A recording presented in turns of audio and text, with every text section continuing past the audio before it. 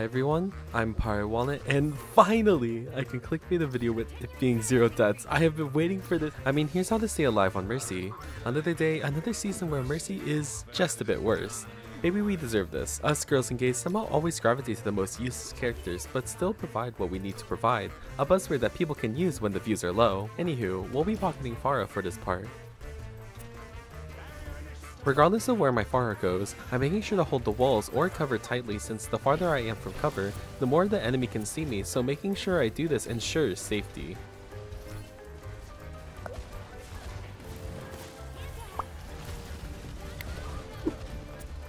Since I have Bab as my other support, I'm more inclined to pocket more, but always make sure to top off your other support or other DPS when possible. Since Pharah has a delay until she can fire her next rocket, I can use that small time to heal my squishies.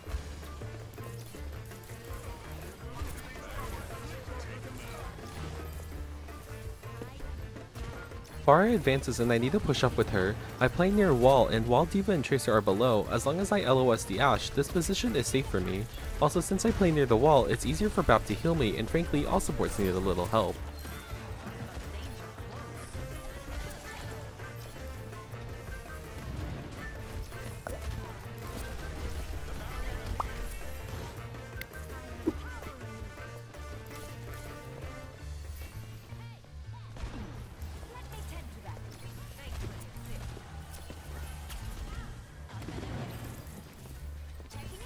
D.Va gets nanoed and I need to create distance so she doesn't really Bobby Brown me. I choose to wait to Valk since D.Va hasn't fully engaged yet, so I wait until she is, then Valk. Even if it saves a couple seconds of Valk, it really does a lot. I let Sig die since he's out of BAP LOS and my heals won't save him, so I let him go so I can res once safe using the billboard as cover.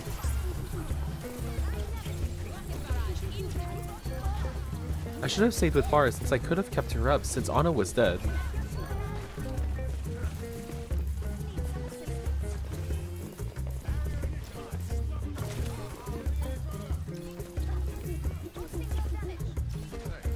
Yeah, Pharah would have been nice to have here, and without res, we have to back off. Oh hi Pharah! Oh bye Pharah! I know this res isn't safe, so I have to leave and, well, damn.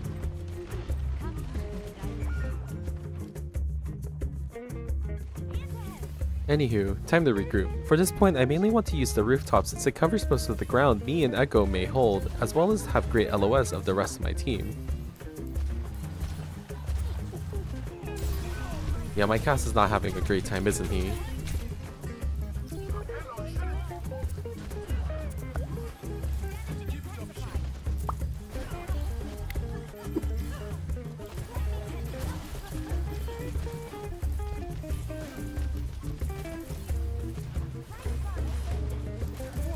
Unfortunately, I missed out on some damage boost since I wanted to keep everyone alive. The biggest thing about D.Va is playing distance from the people you pocket. Just make sure that only one of you get hit, and when Echo gets dived, I can stay pretty while healing her. This principle can honestly be used against any dive hero and should become second nature to do so. I play inside, which does keep me alive but separates me from my DPS. Definitely the better option since I could res with ease. I prioritize Cat since he could turn the fight with Deadeye and let Bap die, but unfortunately he gets nothing. Although both die, it's always good to prioritize who may win you the fight, and while it doesn't work out, I played to what had a better chance of winning since Bap was likely going to die even with my help. My Valk is a bit wasted, so I use it to stall a bit to at least get some value. I delay my super jumps until it allows me to pass the ceiling and get away from D.Va.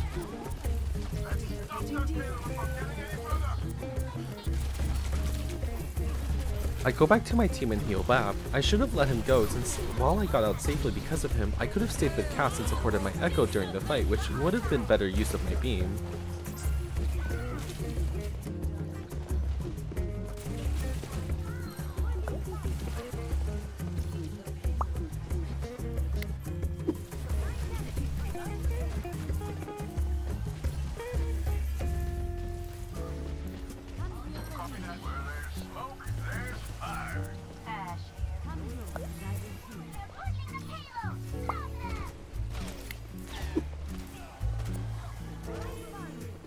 I prioritize Cass for now since he has LOS of the enemy while my Ashe does not. Once Ashe has LOS, I go to her.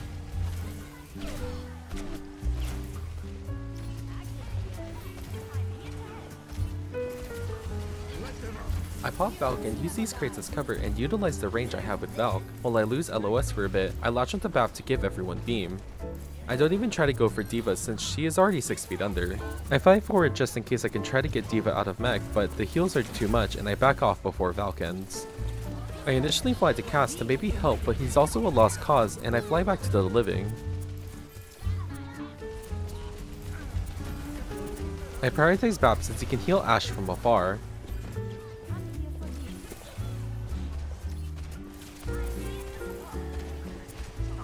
I move up for D.Va, but once D.Va leaves, I go back to Ashe.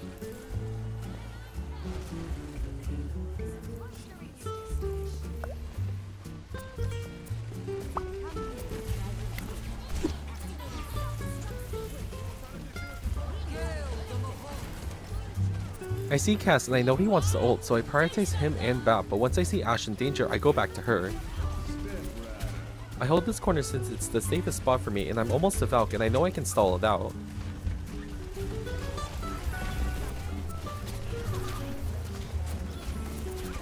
I Valk as soon as I get it and I stall since D.Va's out of mech.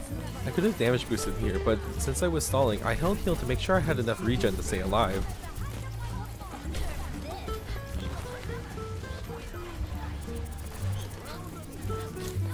Once Valk ends, I go back to the corner and body block for Widow for a bit.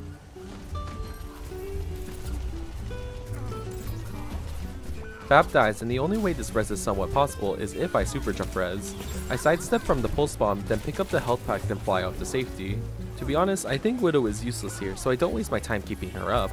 I damage boost D.Va to confirm the kill, then it's just living long enough for our team to come back.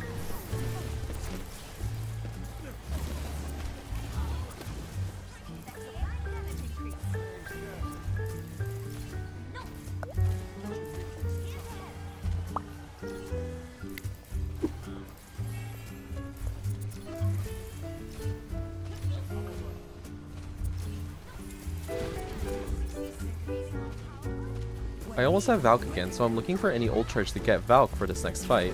I'm gonna be sticking near this corner as if they try to dive me, I have easy escapes and the enemy will be dealt with if they go in too deep. I give Valk and I make a mistake GAing and get hit by nade. Had I stayed where I was, I would have easily stalled and maybe get a res.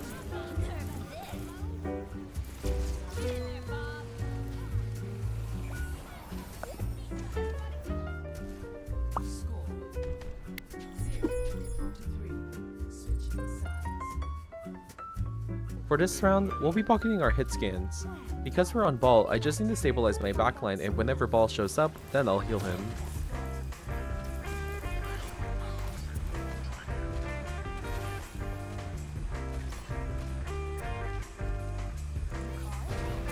Once again, I'm playing pretty far back. Could be holding the wall more, but I'm more concerned about Ashe than the D.Va and Tracer. Because Ashe is holding on top of gas station, my positioning isn't bad, but if she was taking top left, I would need to hold closer to cover. I heal Ball so he can go in again. You'll see that because I play distance, I don't get hit and I get free healing on my team. I know, not a crazy concept, but many low rank Mercies don't take this into account, and it's the main reason why they die. Maybe the boring thing to do, but it's the right thing to do, just like your taxes.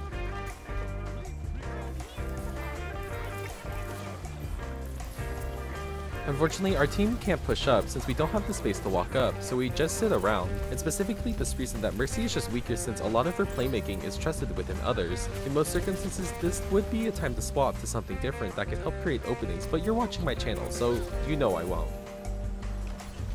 I'm a little late to healing BAP and he dies. I definitely could have saved him.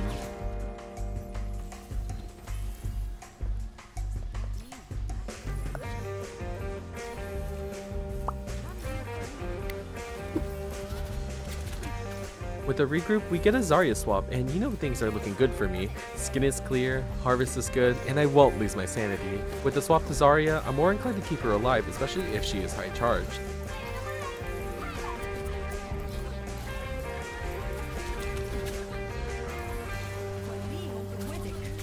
They nano, so I Valk.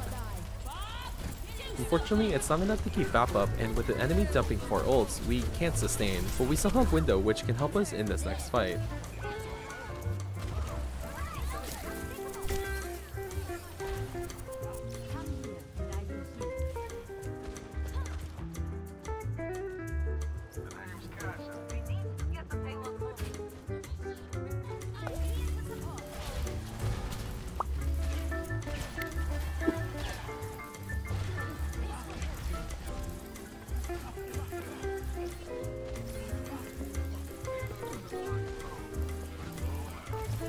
As my team walks up, I make sure to stay covered while still following the rotation, and when we get close enough to the gas station, I position under it since if D.Va wants to dive me, she would go straight into my Zarya, making this spot very safe.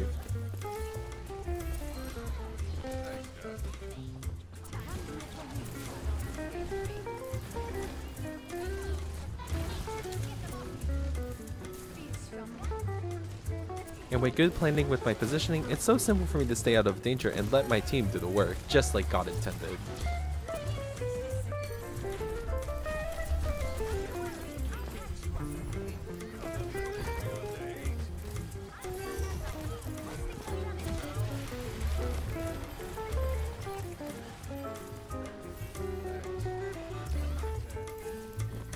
With my Cass walking up to confirm capture, I walk up so I can keep supporting his play. Doing something by yourself is dumb, but if you do it together, it's strategy.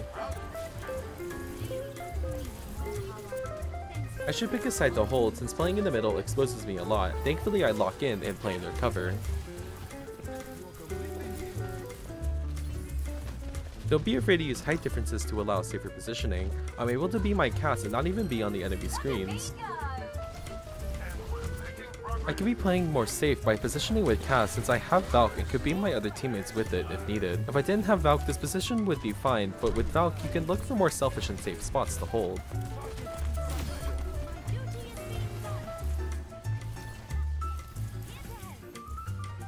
Fight hasn't started, so I go to BAP to be on payload, then fly back once the enemy shows.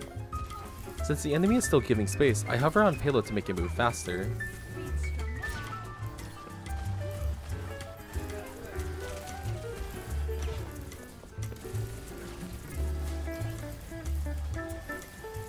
I try to help Tracer when possible while pocketing Cass, so BAP can focus on what's happening in front of us.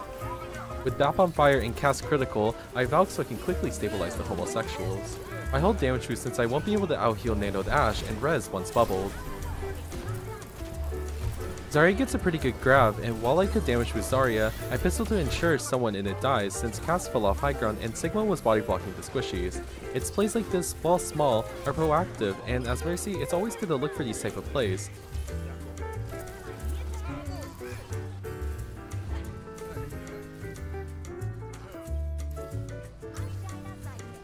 With the enemy getting staggered, we capture second point easily.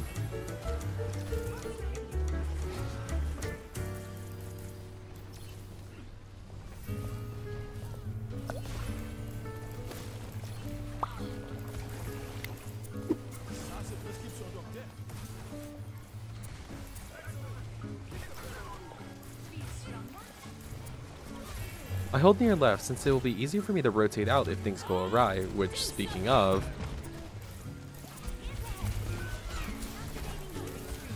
I move towards Cat since he's dueling Tracer, and with a little support, we're even again, and we gain a momentum.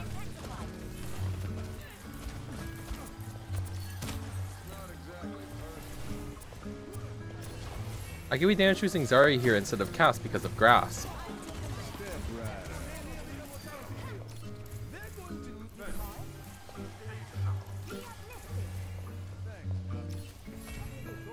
With the enemy coming back with ults, I make sure to play extra careful and even a little greedy with Valk in my arsenal.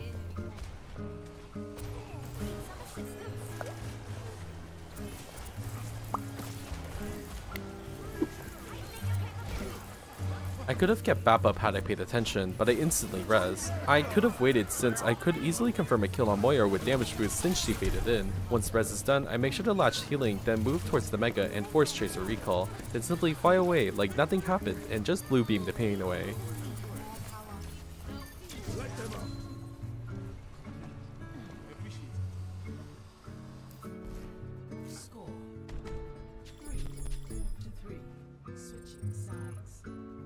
With a minute on the enemy side, anything can happen, which is why while you could obsess about all the different things or weird strategies that could happen, it's best to just stick to the basics and what you would normally do, so as I've said for the past couple of minutes, I'm keeping my distance.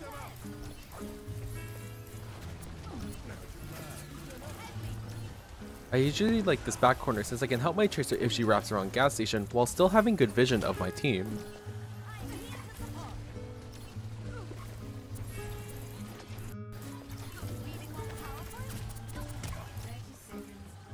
I'm making sure to watch Tracer since I don't want to use res early and so I can help her win the 1v1.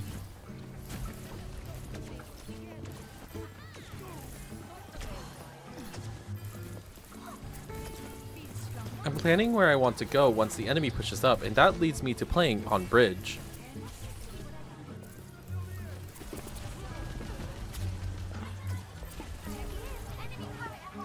I see Zarya low and I drop to make sure she stays alive for charge, but we give up high ground and we're put in a pretty bad situation as Echo flanks us.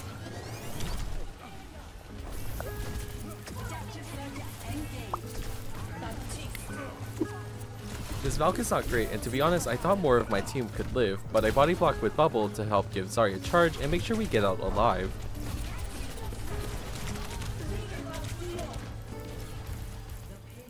While we lost the fight, we are in a really good spot to hold this door since we kept Zarya alive. As my team walks back, I want to prioritize this Zarya since grab is our win condition. I felt Tracer was gonna bomb, so I super jumped to avoid it. Honestly, at this point I heal bot Zarya just to make sure she grabs the enemy.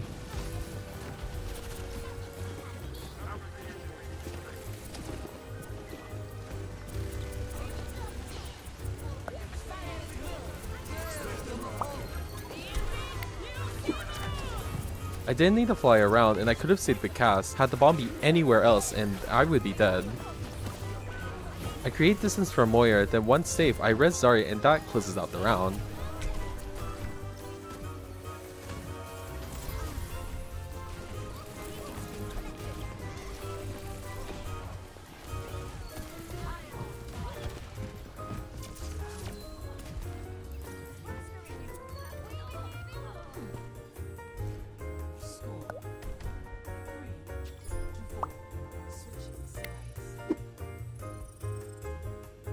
Nothing much has changed, so let's jump right in.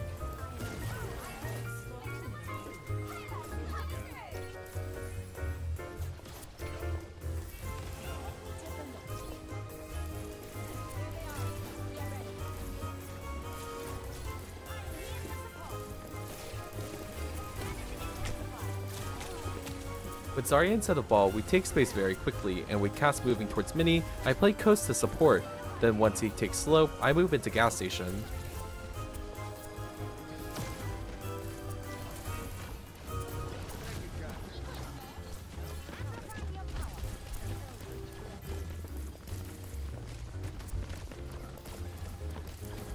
While I want to stay in gas station, my Cass takes an aggressive position, so I fly towards him so I don't lose beam connection. Nothing crazy is happening, so I stay here until Zarya needs a bit of healing, then go back to Cass. I body block for him in case Ana tries to sleep him.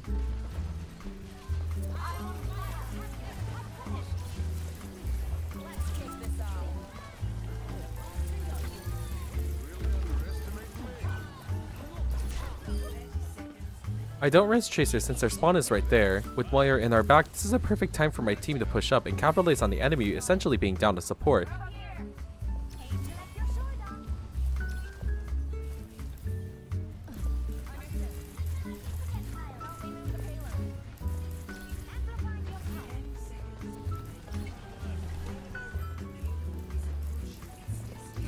I wait for the enemy to engage, and with Moira ulting, it's my time to ult. I play my distance since I don't need to be in any sort of danger, but with Kitsune I opt to go in since it will boost my healing. I position in tunnel so if a nuclear bomb shows up then I can quickly avoid it, then it's easy pickings from there.